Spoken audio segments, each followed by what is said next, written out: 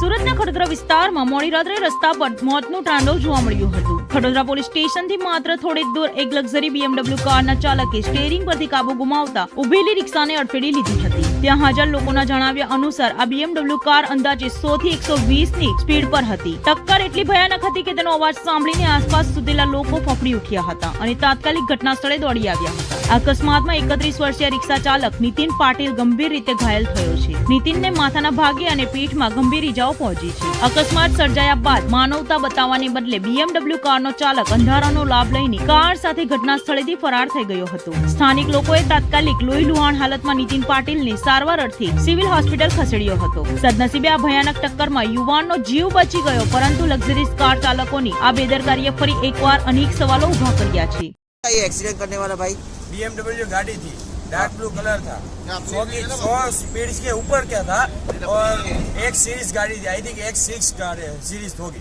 आपने number plate कुछ note किया था, कोई नंबर वंबर?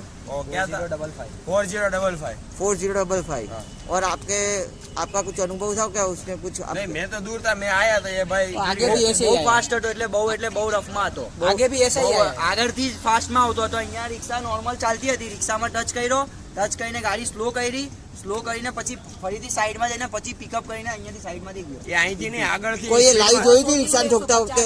લાઈવ નહીં જોયું, મેં જોયો તો સામે બાજુથી જોયો તો. હા, 150 વાર પલટી ખાધું છે. આ ભાઈ અહીંયા જ પડી ગયો તો અહીંયાથી આ રિક્ષો પલટી ખાધો તો ત્યાં જઈને પડ્યો છે. ઓકે. 150 આજુબાજુ તો ગાડી હશે. આરામથી. 150 કેટલી ભાઈ?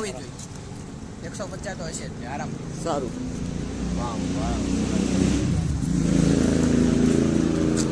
આ છે ભાઈ રિક્ષાવાળા ભાઈ.